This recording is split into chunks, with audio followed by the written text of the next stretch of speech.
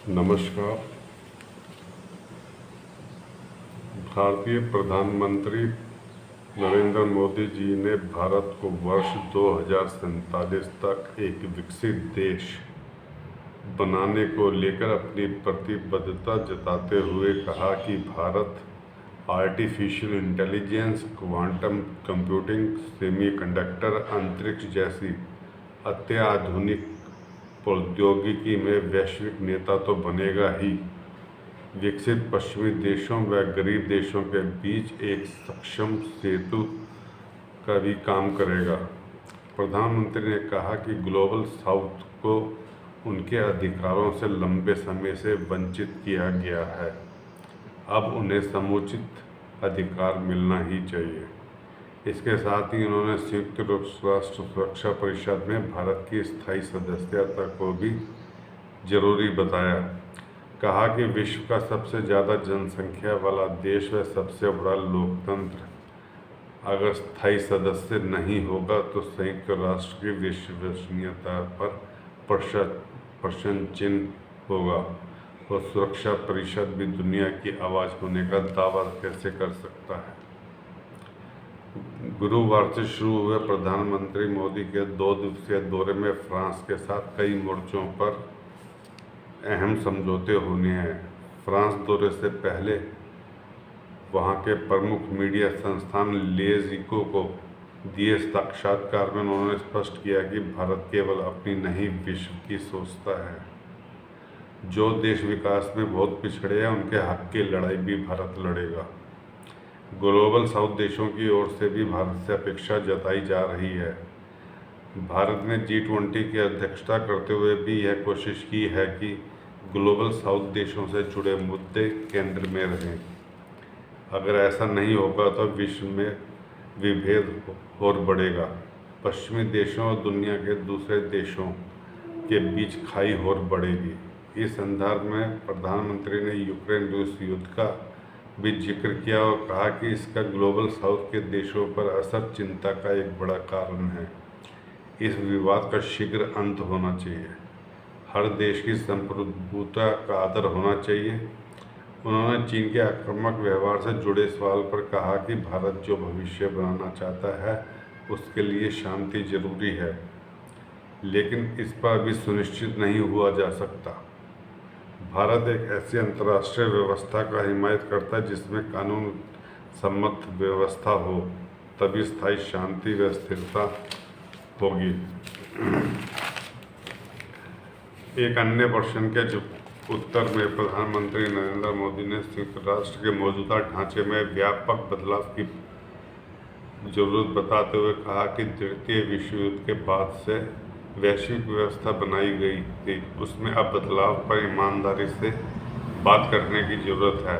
हमें इस प्रश्न पर विचार करना होगा कि क्या व्यवस्था मौजूदा वैश्विक सच्चाई का प्रतिनिधित्व करती है। संयुक्त राष्ट्र सुरक्षा परिषद को इस वैश्विक दावे का प्रमुख अंग माना जाता है, लेकिन इसे एक वैश्विक इकाई कैसे माना जा सकता है जब इसमें दक्षिण अमेरिकी और अफ्रीका का कोई प्रतिनिधित्व नहीं है। मुझे लगता है कि ज़्यादातर देशों ने बता दिया है कि वे संयुक्त राष्ट्र सुरक्षा परिषद व दूसरी व्यवस्थाओं में किस तरह का बदलाव देखना चाहते हैं। इस संबंध में उन्होंने फ्रांस के रुख की सराहना की। वर्ष 2047 में भारत के भविष्य को लेकर पूछे गए सवाल के जवाब में मोदी जी ने कहा, हम इसके लिए एक सॉफ्ट दृष्टिकोण के साथ काम कर रहे हैं। हम तब भारत को एक विकसित देश के तौर पर देखना चाहते हैं, एक ऐसा विकसित राष्ट्र जो अपने हर नागरिक की शिक्षा, स्वास्थ्य, बुनियादी ढांचे की जरूरतों को पूरा करे। भारत एक जीवंत लोकतंत्र बना रहेगा जहां उसके हर नागरिक के अधिकारों की रक्षा होगी और वह देश में अपनी जगह को लेकर वह अपने भविष्य को लेकर आशावान रहेगा। प्रधानमंत्री को ने स्पष्ट किया कि हिंद प्रशांत क्षेत्र समेत भारत फ्रांस की साझेदारी किसी देश के विरुद्ध या किसी दूसरे देश की कीमत पर नहीं है। प्रधानमंत्री ने कहा कि दुनिया के सबसे बड़े लोकतंत्र के रूप में भारत ने दिखा दिया है कि विविधता के बीच सद्भाव का अस्तित्व है। दुनिया में भारत की बदलती हैसियत से जुड़े सवाल पर मोदी ने जोर देकर कहा कि अब इसका भारत द्वारा विश्व में अपना उचित स्थान प्राप्त करने के रूप में वर्णन करेंगे, क्योंकि प्राचीन काल से भारत वैश्विक आर्थिक विकास, तकनीकी उन्नति और मानव विकास में योगदान देने में विश्व में सबसे आगे रहा है।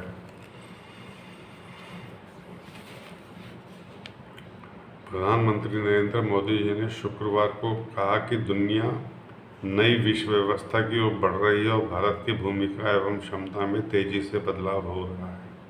उन्होंने कहा कि दुनिया भी मानने लगी है कि वह दिन दूर नहीं जब भारत 5 लाख करोड़ डॉलर की अर्थव्यवस्था बन जाएगा। पेरिस में भारतीय समुदाय को संबोधित करते हुए प्रधानमंत्री ने भारत की G20 अध्यक्षता का जिक्र किया और कहा कि देश में 200 से ज़्यादा बैठकें आयोजित की जा रही है। बड़ी संख्या में जुटे भारतीय समुदाय के लोगों का जिक्र करते हुए मोदी जी ने कहा, वह दृश्य अपने आप में अद्भुत है। यह स्वागत हर्षोल्लास से भरा है। देश से दूर जब मैं भारत माता की जय का नारा सुनता हूँ तो ऐसा लगता है कि जैसे घर आ गया हूँ। हम भारतीय जहाँ भी जाते हैं लघु भारत अवश्य बनाते हैं। मोदी ने कहा कि भारत लोकतंत्र की जननी और विविधता का नमूना है। मोदी जी ने कहा, मुझे पता चला है कि ऐसे कई लोग हैं जो 10-11 घंटे की यात्रा करके इस कार्यक्रम में आए हैं। लोग फ़ोन पर भी भाषण सुन सकते हैं, लेकिन यह मेरे लिए सौभाग्य की बात है कि लोग इस कार्यक्रम में शामिल होने के लिए दूर दूर से आए। उन्होंने कहा, मैं कई बार फ्रांस आया हूँ, लेकिन इस बार एक विशेष अवसर है। शुक्रवार को फ्रांस का राष्ट्रीय दिवस है। मैं फ्रांस के लोगों को बधाई देता हूँ और इस अवसर पर मुझे आमंत्रित करने के लिए लोगों को धन्यवाद देता हूँ। शुक्रवार को मैं अपने मित्र इमैनुअल मैक्रों के साथ राष्ट्रीय दिवस परेड में भाग लूँगा। यह भारत और फ्रांस की अटूट दोस्ती का परिचायक है। साथ ही कहा कि लोगों के बीच संपर्क भारत और फ्रांस की भागीदारी का सबसे मजबूत आधार है।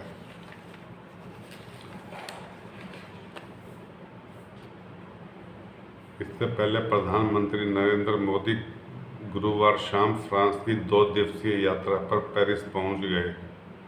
फ्रांस की प्रधानमंत्री एलिजाबेथ बोर्न ने सवेरे प्रधानमंत्री मोदी के हवाई अड्डे पर राजकीय सम्मान के साथ अगवानी की। मोदी वहां शुक्रवार को फ्रांस के राष्ट्रीय दिवस के आयोजन में प्रमुख अतिथि के तौर पर हिस्सा लेंगे। वह फ्रांस की यात्रा समाप्त करके UAE भी जाएंगे। फ्रांस पहुंचने पर प्रधानमंत्री ने ट्वीट कर कहा, इस यात्रा के दौरान भारत फ्रांस सहयोग को बढ़ावा मिलने की उम्मीद है। पेरिस में होटल पहुंचने पर भारतीय समुदाय के सदस्यों व बच्चों ने उनका गर्मजोशी से स्वागत किया। प्रधानमंत्री ने भी उनसे बातचीत की। इस दौरान भारतीय समुदाय के लोगों ने भारत माता की जय हो, वंदे मातरम के नारे लगाए। कई लोगों को प्रधानमंत्री के साथ सेल्फी लेते हुए देखा गया। कुछ ने उनके लिए गाने गाए और उन्हें उपहार भी दिए।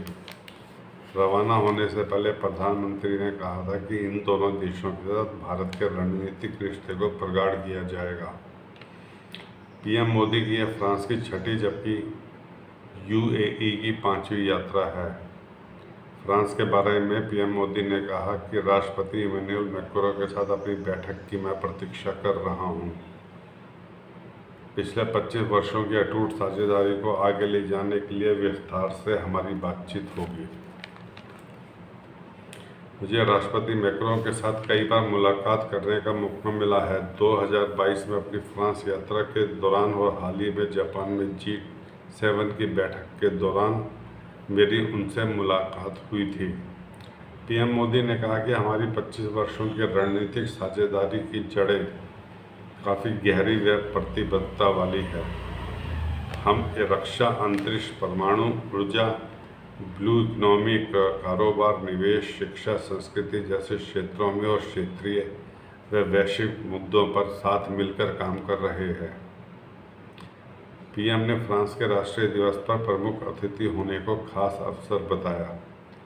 फ्रांस अपना राष्ट्रीय दिवस बास्टी दिवस के तौर पर मनाता है। इस बार भारतीय सेना के तीनों अंगों को इसमें परेड के लिए आमंत्रित किया गया है। भारतीय वायुसेना के राफेल युद्धक विमान भी इसमें हिस्सा लेंगे। पीएम मोदी फ्रांस यात्रा के दौरान वहां रहने वाले भारतीय समुदाय के लोगों से भी मुलाकात करने वाले हैं। फ्रांस से पीएम यूएई जाएंगे। यह भी संयोग है कि मई 2022 में भी पीएम मोदी ने यूएई व फ्रांस की एक साथ यात्रा की थी। मोदी ने कहा है कि यूएई के प्रेसिडेंट शेख मोहम्मद बिन जायद के साथ मिलकर हमने दोनों देशों के बीच भाषी साझेदारी का रोड मैप तैयार किया है। इस यात्रा के दौरान मौजूदा रिश्ते को और गहरा बनाने पर बात होगी। उन्होंने भरोसा जताया कि भारत व यूएई की समग्र रणनीतिक साझेदारी में नए अध्याय की शुरुआत होगी। प्रधानमंत्री नरेंद्र मोदी ने फ्रांस की अपनी 2 दिवसीय यात्रा प्रधानमंत्री एलिजाबेथ बोर्न और सीनेट के प्रेसिडेंट गेरार्ड लर्चर के साथ सार्थक बैठकों से की। इस दौरान उन्होंने फ्रांस के साथ दीर्घकालीन और समय की कसौटी पर जांची परखी रणनीतिक साझेदारी को नई गति देने पर चर्चा की। प्रधानमंत्री मोदी की पहली बैठक फ्रांस की सीनेट के प्रेसिडेंट गेरार्ड लर्चर के साथ थी। प्रधानमंत्री कार्यालय के मुताबिक इस दौरान दोनों नेताओं ने आपसी हित के विभिन्न मुद्दों पर विचार विमर्श किया और कई क्षेत्रों में दोनों देशों के बीच सहयोग गहरा करने पर सहमति व्यक्त की। इसके साथ प्रधानमंत्री मोदी ने फ्रांस की अपने समकक्ष बोर्न के साथ प्रतिनिधिमंडल स्तर की बातचीत की। प्रधानमंत्री कार्यालय ने बताया कि दोनों नेताओं ने इस दौरान भारत फ्रांस साझेदारी के विभिन्न पहलुओं की समीक्षा की है और साथ ही दोनों देशों के बीच संबंधों को और मजबूत बनाने के उपायों पर चर्चा की है। इससे पहले प्रधानमंत्री मोदी ने पेरिस पहुंचने पर ट्वीट कर कहा, पेरिस में भारतीय प्रवासियों द्वारा गर्मजोशी से स्वागत। दुनिया भर में हमारे प्रवासी भारतीयों ने अपनी पहचान बनाई है। उनके परिश्रम एवं मेहनत प्रकृति की प्रशंसा की जाती है। भारतीय नौसेना की मारक क्षमता को बहुआयामी ताकत देने को फ्रांस के 26 राफेल एम लड़ाकू विमानों के साथ 3 स्कॉर्पियन श्रेणी की पनडुब्बियों की खरीद के सैद्धांतिक फैसले की भारत ने पहले ही घोषणा कर दी थी।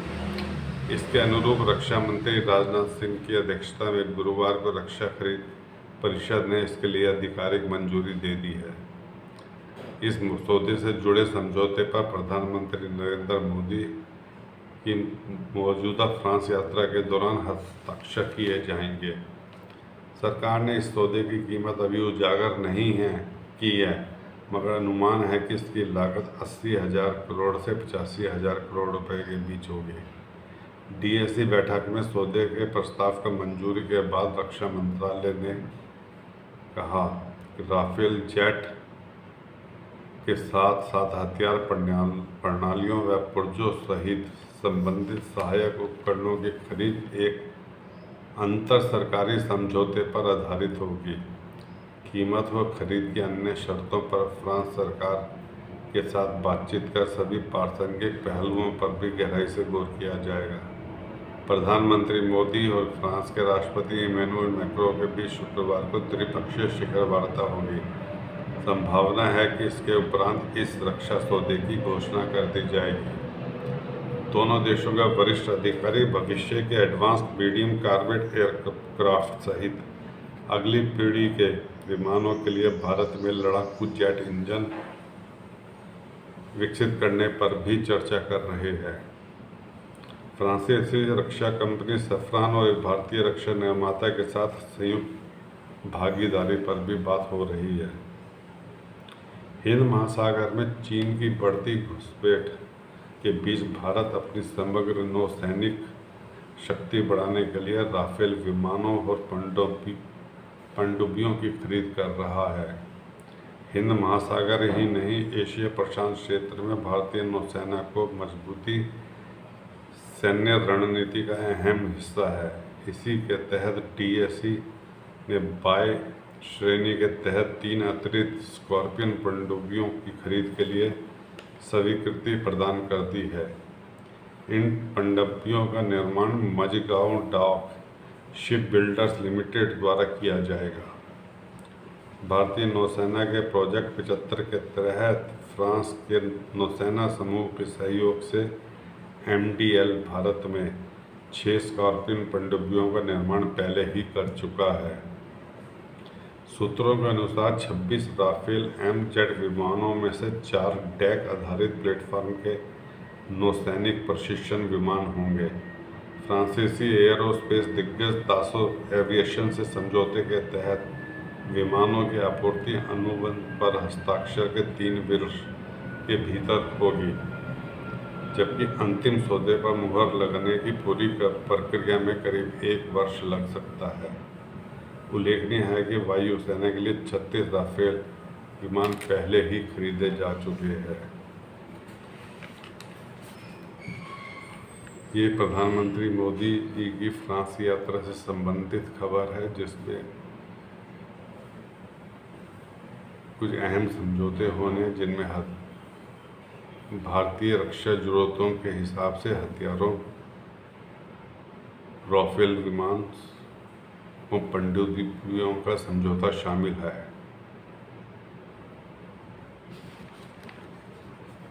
दोस्तों, इस वीडियो को लाइक कीजिए, सब्सक्राइब कीजिए और शेयर कीजिए। धन्यवाद।